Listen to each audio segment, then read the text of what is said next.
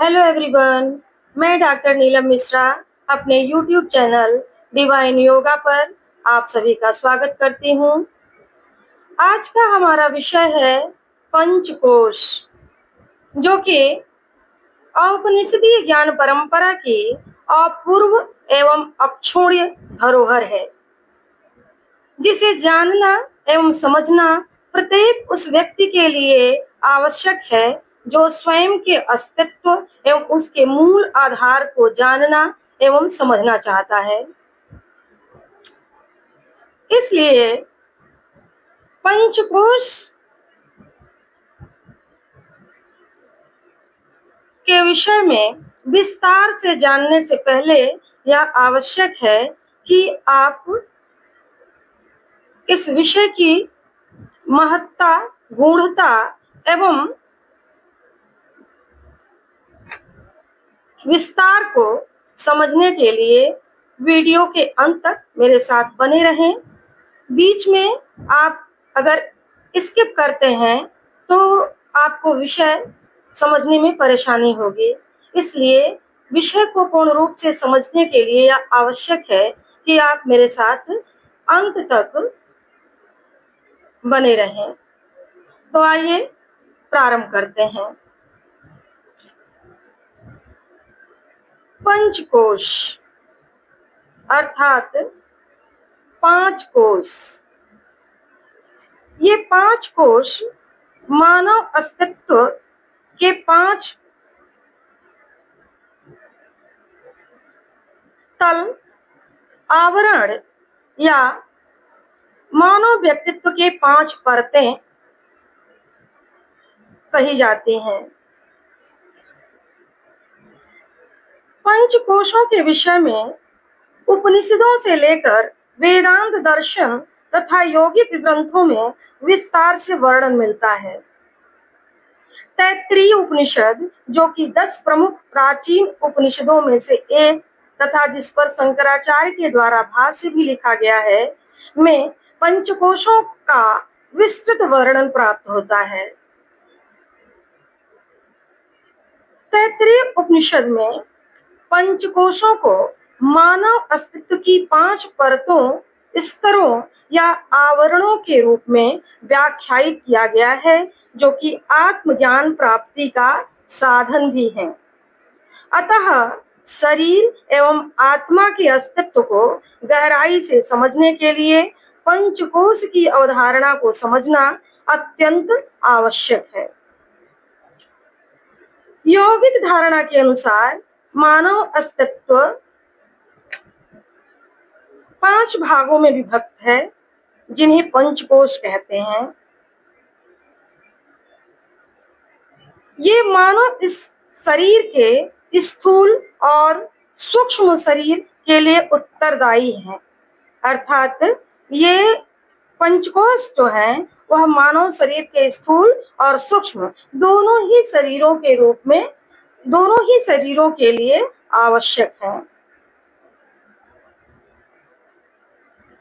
पंचकोश एक साथ विद्यमान अस्तित्व के विभिन्न तल या स्तर के समान होते हैं तथा प्रत्येक कोश में चेतन, अवचेतन एवं अचेतन मन की अनुभूति होती है।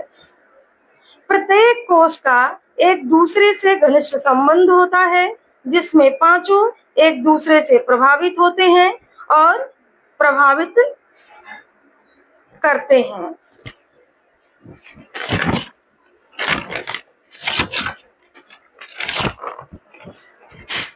पंचकोश अर्थात मानवीय अस्तित्व की वो 5 परतें, जो कि चेतना या आत्मा के आवरण बताए गए हैं, इन्हीं 5 आवरणों के द्वारा मानव व्यक्तित्व का निर्माण होता है, जिसे यौगिक एनाटॉमी अर्थात यौगिक शरीर रचना भी कहा जाता है।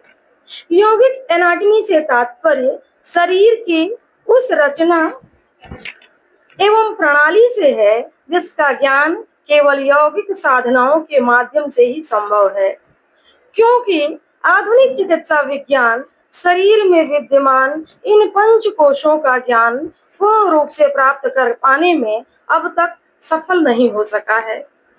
अतः इस यौगिक एनाटॉमी अर्थात पंचकोशों की रचना एवं विज्ञान को यौगिक साधनाओं के माध्यम से ही जाना एवं समझा और अनुभव किया जा सकता है।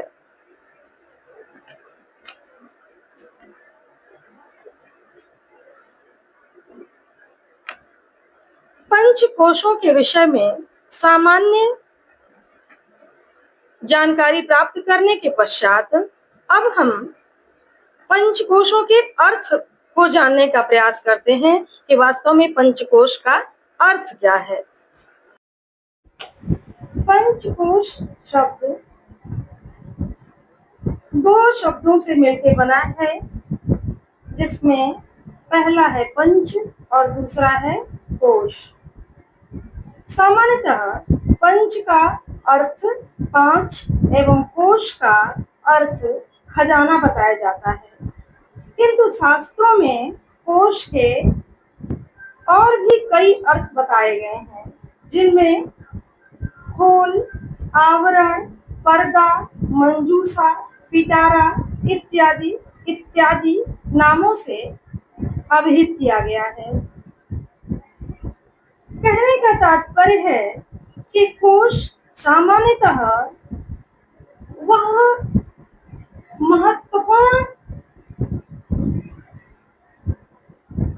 स्थान है, वह महत्वपूर्ण परतें हैं जो कि आत्मा रूपी बहुमूल्य खजाने को सुरक्षित रखने के लिए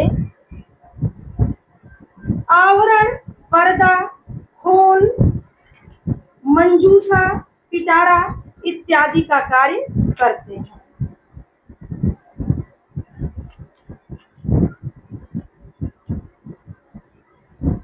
कोश का एक अर्थ संग्रह भी बताया गया है,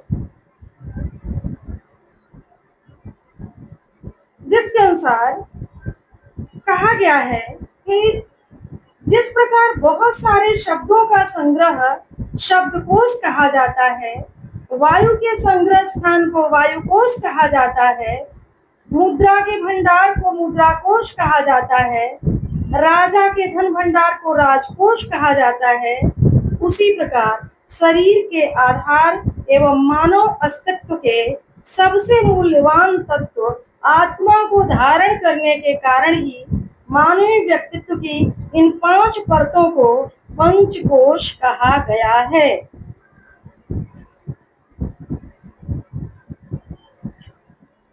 अतः पंचकोश के इन विभिन्न अर्थों को समझने और जानने के पश्चात हम इस निष्कर्ष पर पहुंचते हैं कि ये पंचकोश ही वो आवरण है, वो पर्दा है, खोल है, जो कि आत्मा को आवृत किए हुए, आच्छादित किए हुए हैं। पंचकोश के अर्थ को स्पष्ट करने के पश्चात अब हम पंचकोश के विषय में कुछ अन्य विशेष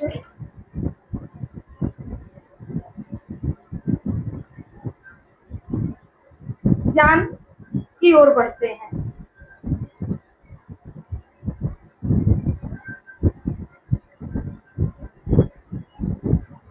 उपनिषद सार संग्रह में कहा गया है, अन्नमयः, प्राणमयः, मनोमयः, विज्ञानमयः, आनंदमयः पंचकोशः।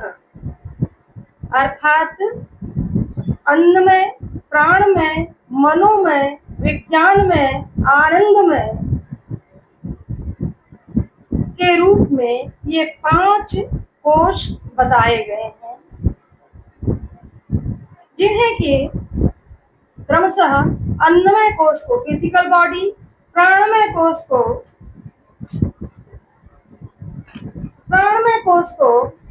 एथरिक बॉडी, मनोमय कोश को एस्ट्रल बॉडी, विज्ञानमय कोश को मेंटल बॉडी और आनंदमय कोश को कॉजल बॉडी के नाम से जाना या कहा गया है।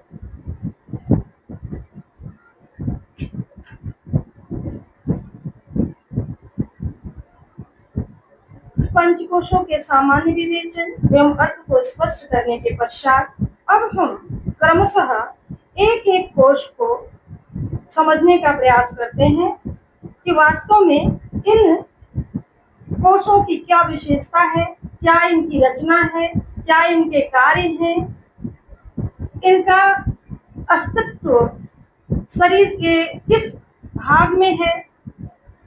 इन सभी तथ्यों पर प्रकाश डालने का प्रयास करते हैं। तो आइए सबसे पहले अन्नमय कोश के बारे में जानते हैं। अन्नमय अर्थात अन्न से बना हुआ। अन्न का मतलब होता है अन्न या भोजन, और मय का अर्थ है निर्मित हुआ, अर्थात भोजन से निर्मित होने के कारण, भोजन से बने हुए होने के कारण इस को अन्नमय कोश या फिजिकल बॉडी या स्थूल शरीर के नाम से जाना जाता है। यह आत्मा का सबसे बाहरी आवरण है और भौतिक शरीर का प्रतिनिधित्व करता है, अर्थात अन्नमय कोश जो है वह आत्मा का सबसे बाहरी आवरण है और यही भौतिक शरीर का प्रतिनिधित्व करता है। यह भोजन से बना एवं भोजन पर ही टिका हुआ है और अंत में मृत्यु के पश्चात पंचभूतों में मिलकर पुनः अन्न बन जाता है। बृहदारण्यक में अन्नम वै ब्रह्म, अर्थात अन्न ब्रह्म है, अन्न ईश्वर है कहा गया है। कहने का तात्पर्य है कि जिस प्रकार ब्रह्म के द्वारा जगत का निर्माण किया जाता है, उसी प्रकार भोजन के द्वारा शरीर का निर्माण होता है। आगे अन्न को सर्वौषध कहा गया है क्योंकि संतुलित भोजन रोगों के निवारण के लिए औषधि का कार्य करता है। अन्न को सर्वौषधि कहने का मतलब यही है, तात्पर्य यही है कि संतुलित भोजन, पथ्यकारक भोजन औषधि का कार्य करता है। अगर हम पथ्यकारक भोजन का ग्रहण करते हैं, पथ्य का ध्यान रखते हुए अगर हम भोजन करते हैं, तो वो ऐसा भोजन हमारे लिए औषधि के समान होता है।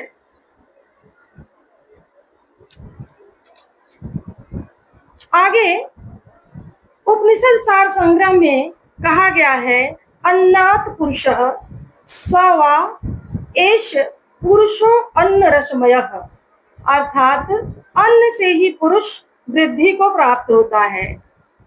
अन्न की महत्ता को बताते हुए यहाँ पर कहा गया है कि यह अन्न ही है जो शरीर अर्थात पुरुष की वृद्धि इसी अन्न के माध्यम से होती है। भौतिक शरीर को अन्नमय कोश कहा जाता है, जिसमें त्वचा, मांसपेशियां, उत्तक, वसा व हड्डियां होती हैं और जिनका निर्माण तथा वृद्धि भोजन पर निर्भर है।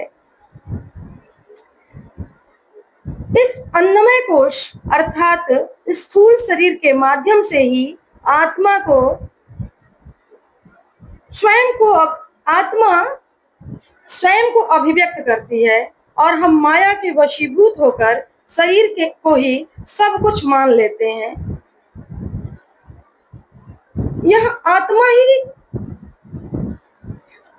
आत्मा की वह परत है जिसे हम खुली आंखों से देख पाते हैं, अर्थात कहने का तात्पर्य है कि अन्नमय कोश जो है वह स्थूल शरीर को कहा जाता है और इसी के माध्यम से आत्मा स्वयं को अभिव्यक्त करती है।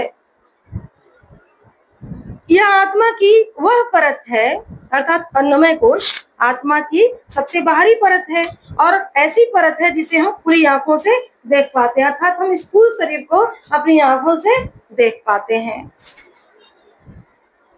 अन्नमय कोश क्या है, इसकी विशेषता क्या है, इसके कार्य क्या है, इसका विकास कैसे हो सकता है, ये सारी चीजें समझने के बाद अब हम स्पष्ट करने का प्रयास करते हैं या समझने का प्रयास करते हैं कि इस अन्नमय कोश का विकास कैसे किया जाए।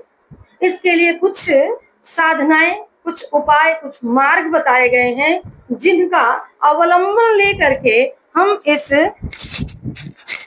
अन्नमय कोश को विकसित कर सकते हैं और अपनी चेतना का विस्तार कर सकते हैं। तो अन्नमय कोश के विकास के लिए सबसे पहले आसन अर्थात शरीर को सुदृढ़ और संतुलित बनाने के लिए हमें आसनों का अभ्यास आवश्यक बताया गया है। आसनों के माध्यम से हम अपने शरीर को रोग रहित और दृढ़ बना सकते हैं। दूसरा कहा गया है कि पथ्य अपथ्य का ध्यान रखते, अर्थात भोजन क्या पथ्य है, क्या अपथ्य है, कौन सा भोजन हमें करना चाहिए, कौन सा भोजन हमारे शरीर के लिए नुकसानदायक है, इसका ध्यान रखते हुए भोजन करके हम अपने इस अन्नमय कोश अर्थात आत्मा के सबसे बाहरी आवरण को विकसित कर सकते हैं और अपनी चेतना का विस्तार कर सकते हैं।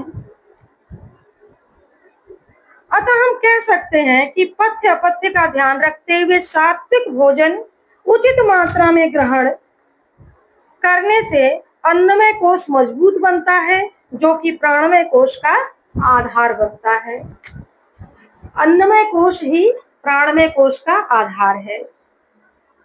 जब अन्नमय कोश मजबूत होगा तो उसमें प्राणमय कोश की स्थिति सुदृढ़ होगी।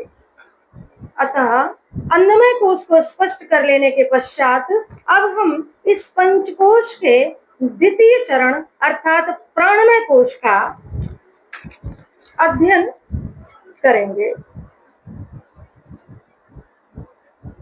जिसमें हम ये समझने का प्रयास करेंगे कि प्राणमय कोश क्या है, इसका निर्माण किस प्रकार होता है, इसकी अवस्थिति कहाँ है, इसके कार्य क्या हैं, इसका विकास कैसे किया जा सकता है।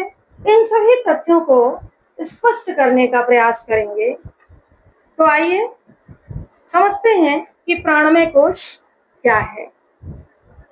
प्राणमय कोश, जिसे एथरिक बॉडी भी कहा जाता है, यह ऊर्जा शरीर अथवा प्राण शरीर भी कहा जाता है।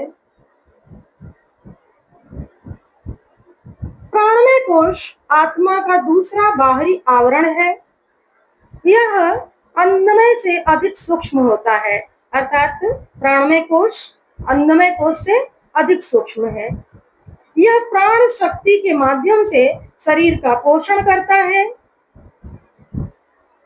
प्राणमय कोश का निर्माण अन्नमय कोश के द्वारा ही होता है, क्योंकि अन्न एवं प्राण एक दूसरे के पूरक हैं।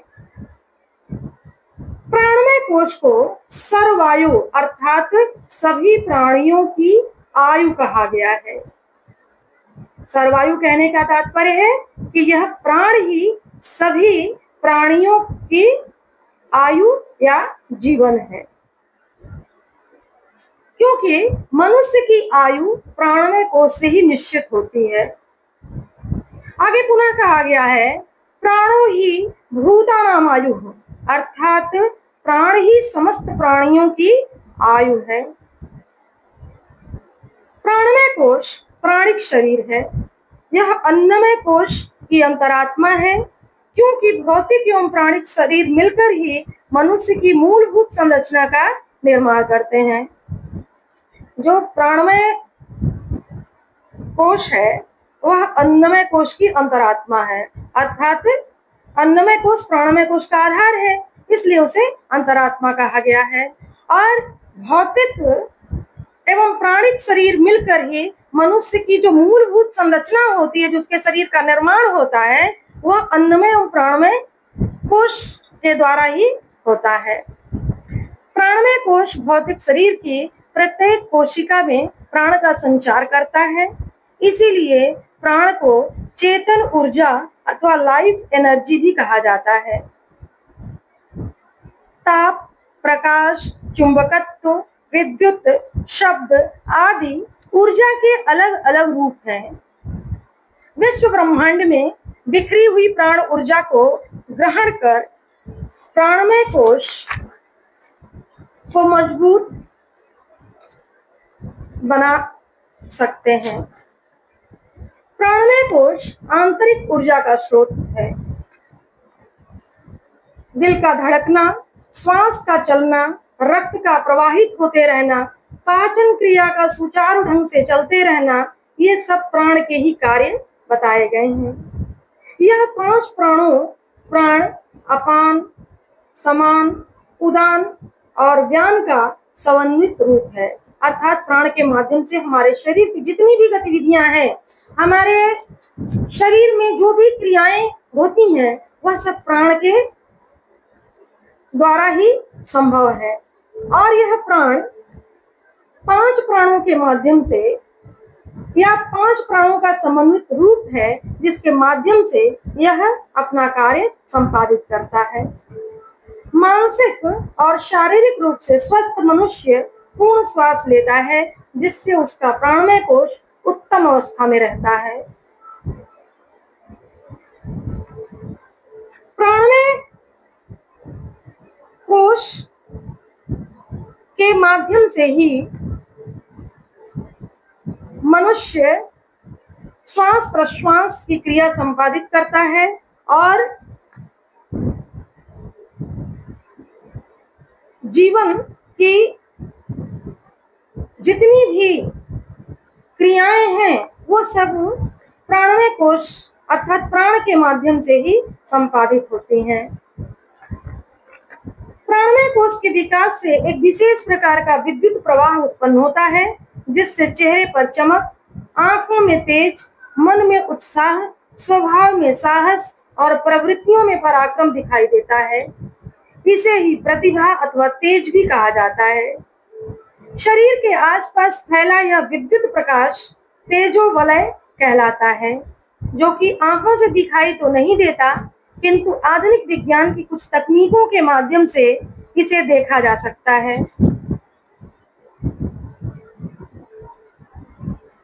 विज्ञान की भाषा में इसे ही ऑरा कहा जाता है। कहने का तात्पर्य है कि प्राणमय कोश की उपस्थिति हमारे आभा के रूप में दृश्यमान होती है। प्राणमय कोश की कार्य प्रणाली, इसकी अवस्थिति को समझने के पश्चात अब हम प्राणमय कोश का विकास कैसे किया जाए, कैसे विकसित किया जाए प्राणमय कोश को, इसको समझने का प्रयास करते हैं। शास्त्रों में प्राणमय कोश के विकास के लिए प्राणायाम के अभ्यास को सबसे महत्वपूर्ण बताया गया है। अर्थात प्राणायाम के अभ्यास से विभिन्न प्रकार के शास्त्रोक्त प्राणायामों का अभ्यास करके हम अपने प्राणमय कोश को सुदृढ़ बना सकते हैं। प्राणायाम के माध्यम से प्राणमय कोश स्वस्थ रहता है। प्राणमय कोश के विकास से तेजोवलय एवं विद्युत प्रवाह ऑरा विकसित होता है, जो कि व्यक्ति के ऊर्जावान होने का, व्यक्ति के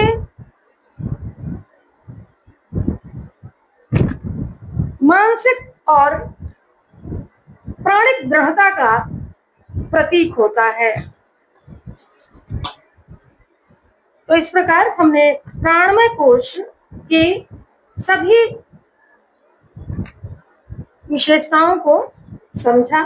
अब हम आगे इसके तृतीय भाग मनोमय कोश को समझने का प्रयास करते हैं। मनोमय कोश अर्थात एस्ट्रल बॉडी, जो कि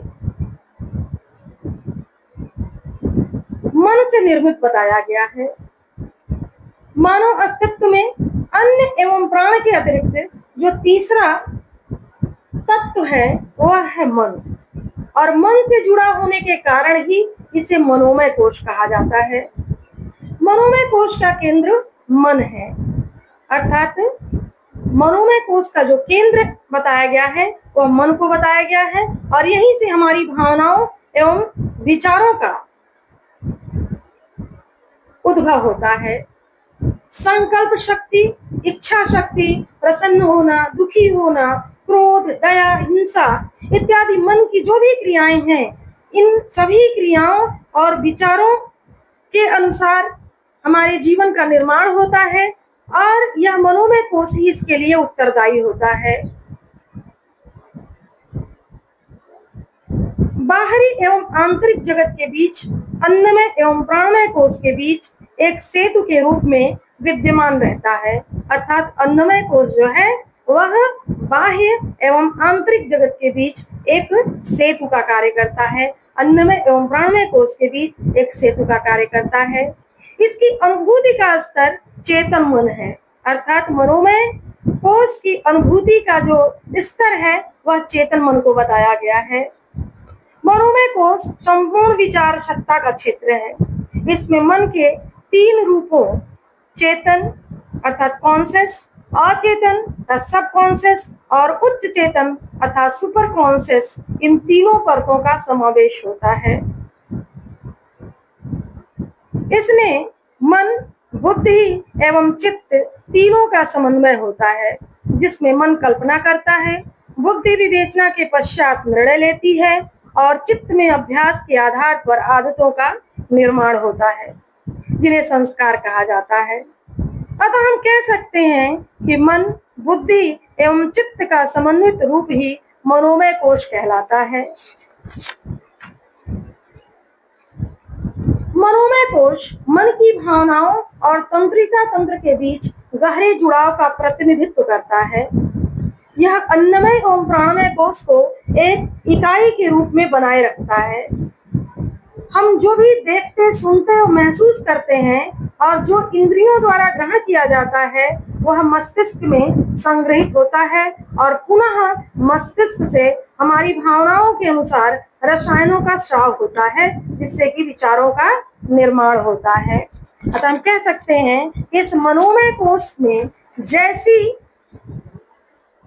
अनुभूतियां होती हैं, उन्हीं अनुभूतियों के द्वारा, उन्हीं अनुभूतियों के अनुसार हमारे अंदर, हमारे मन में विचारों का और रसायनों का हमारे शरीर में स्राव होता है, निर्माण होता है। मनोमय कोश की स्थिति, इसके कार्य, इसकी उपयोगिता को समझने के पश्चात अब यह समझना आवश्यक है कि मनोमय कोश का विकास किस प्रकार किया जा सकता है। शास्त्रों में मनोमय कोश के विकास के लिए कुछ महत्वपूर्ण विधियां बताई गई हैं, जिनमें कि ध्यान, प्रार्थना, भक्ति, अर्थात मनोमय कोश का विकास ध्यान साधना के माध्यम से किया जा सकता है। ध्यान साधना के अभ्यास से हमारा मन शुद्ध होता है। मन में जो हमारे विकार है, जो नकारात्मकता है, उन सबको दूर करके सात्विक विचारों का उदय होता है, जिससे हमारे जीवन में अच्छे विचारों, कार्यों का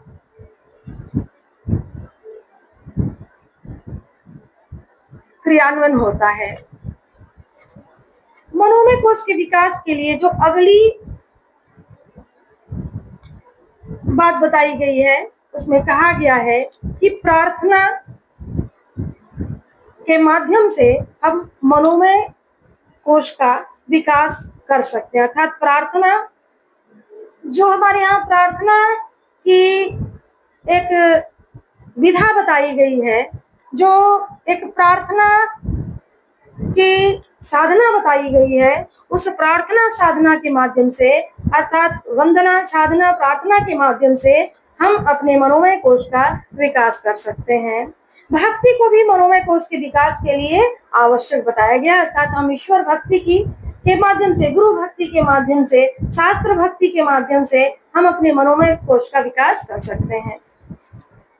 अतः हम कह सकते हैं कि मनोमय कोश को ध्यान, प्रार्थना और भक्ति के माध्यम से शुद्ध करके इसमें निहित शक्तियों जैसे इच्छा शक्ति, संकल्प शक्ति एवं निर्णय शक्ति को जागृत कर सकते हैं।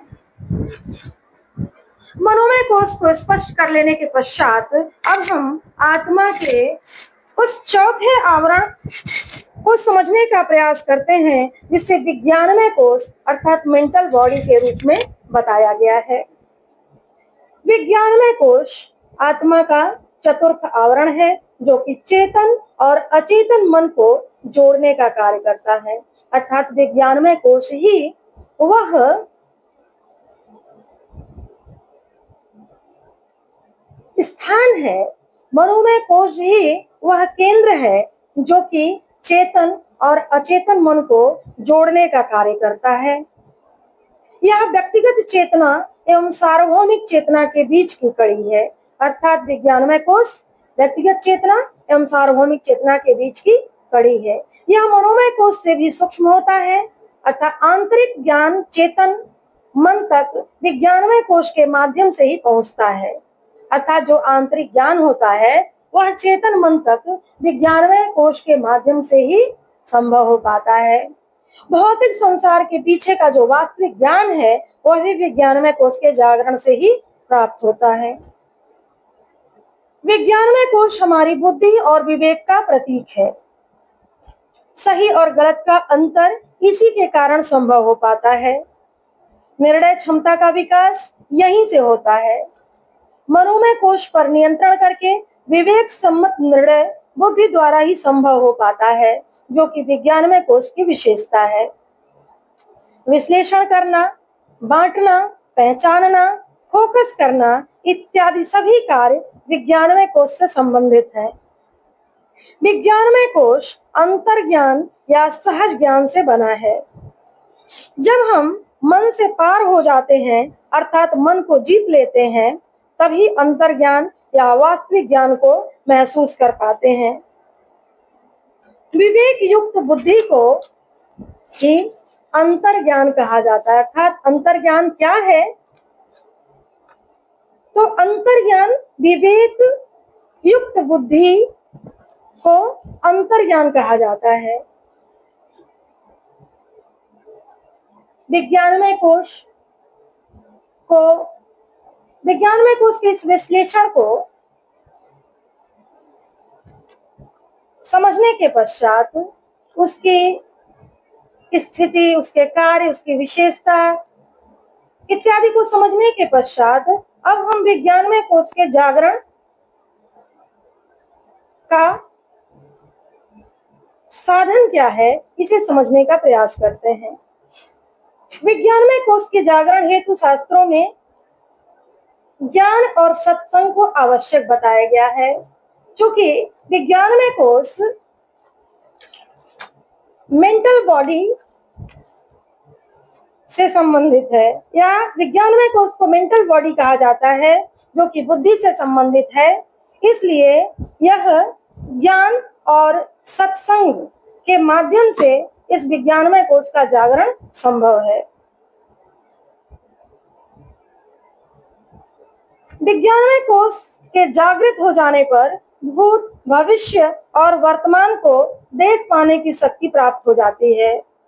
ज्ञान और सत्संग के माध्यम से जब विज्ञानमय कोश जागृत हो जाता है तब साधक भूत, भविष्य और वर्तमान को देख पाने की शक्ति प्राप्त कर लेता है।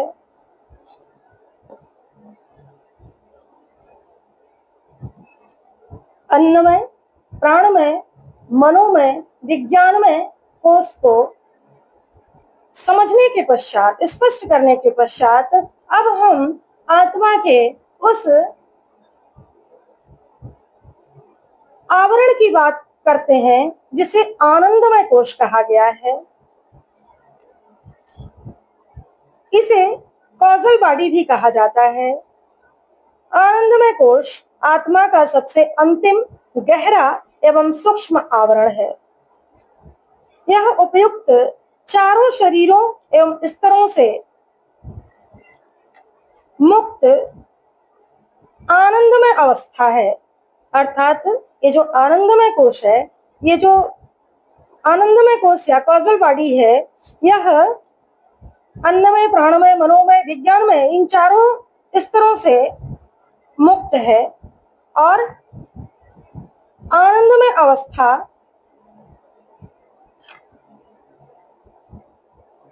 की अनुभूति कराता है। यह विज्ञानमय कोश का नियंत्रण करता है, अर्थात आनंदमय कोश के द्वारा विज्ञानमय कोश का नियंत्रण होता है। यह हृदयाकाश, कारण शरीर आदि नामों से जाना जाता है। अर्थात आनंदमय कोश को हृदयाकाश, कारण शरीर इत्यादि नामों से भी जाना या समझा जा सकता है।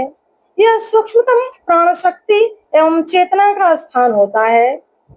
इसमें अतीन्द्रिय क्षमताओं का विकास होता है।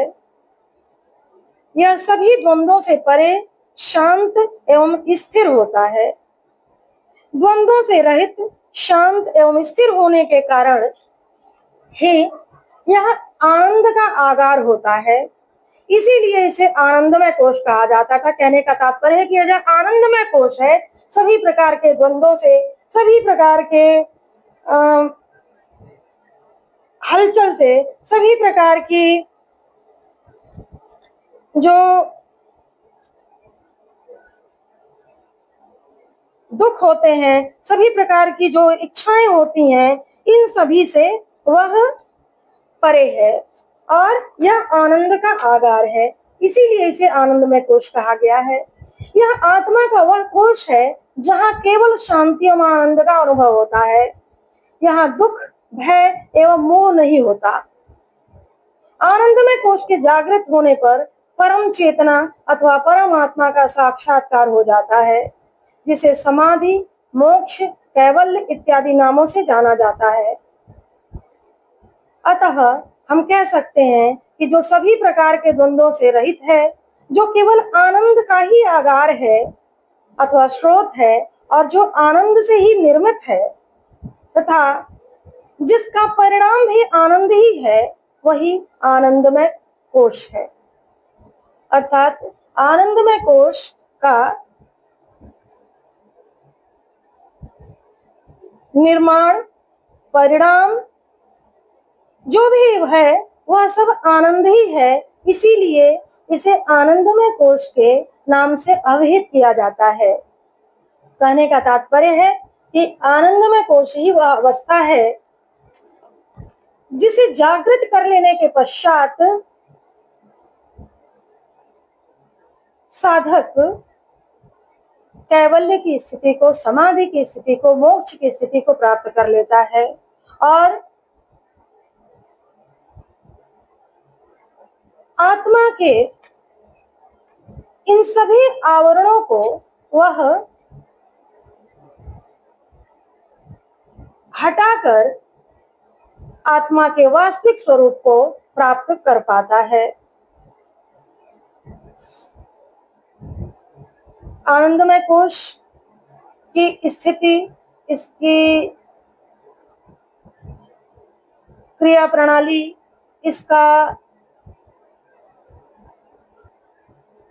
इसकी विशेषता इत्यादि को समझने के पश्चात अब आनंदमय कोश के विकास के लिए, आनंदमय कोश के जागरण के लिए शास्त्रों में क्या बताया गया है उसको समझने का प्रयास करते हैं।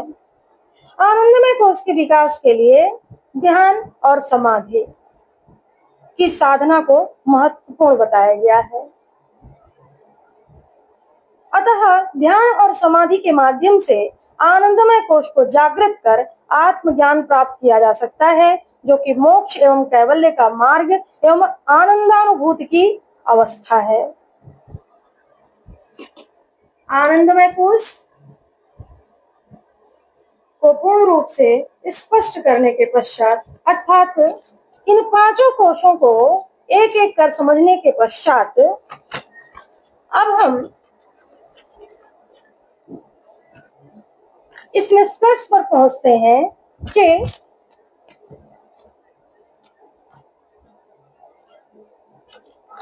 वास्तव में ये पंचकोश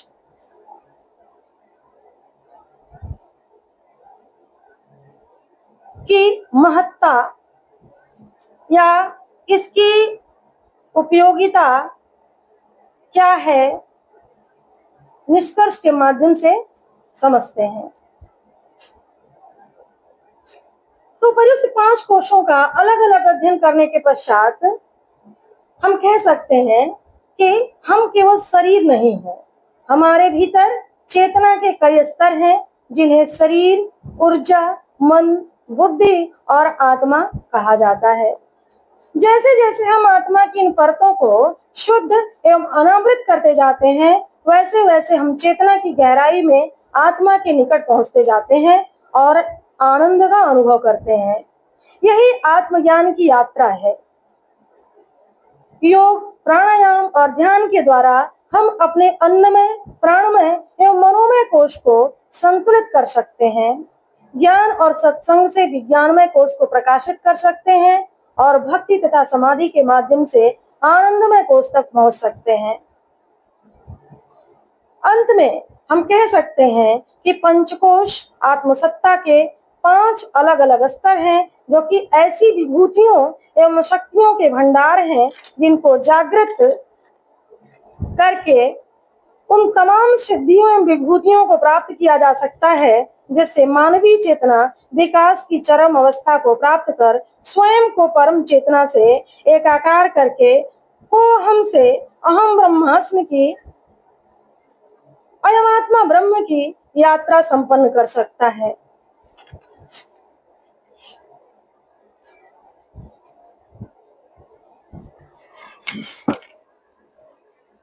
इस पंचकोश के संपूर्ण विवेचन के पश्चात मुझे विश्वास है कि आपको ये विषय अच्छी तरह समझ में आ गया होगा। अगर आपको कहीं भी समझने में कोई परेशानी होती है या कोई तथ्य समझ में नहीं आता है, तो आप कमेंट्स के माध्यम से आप प्रश्न कर सकते हैं, मैं उत्तर देने का प्रयास करूंगी। आपको यह विषय पंचकोश की अवधारणा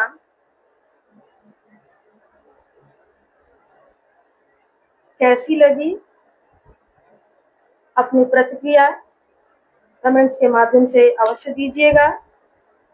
आपको हमारा यह लेक्चर, हमारे यह वीडियो, हमारे यह जो यौगिक ज्ञान परंपरा, या यूं कह सकते हैं कि ये जो मूल यौगिक बिंदुओं को या योग के इन मौलिक बिंदुओं को क्रमशः अनावृत करने की जो प्रक्रिया चल रही है, उसे आगे बढ़ाने में आप मेरा सहयोग करेंगे। हमारे चैनल को अधिक से अधिक सब्सक्राइब करें, लाइक करें और अपने कमेंट्स के माध्यम से अपनी प्रतिक्रिया अवश्य दें। अब आज का ये लेक्चर समाप्त होता है। धन्यवाद।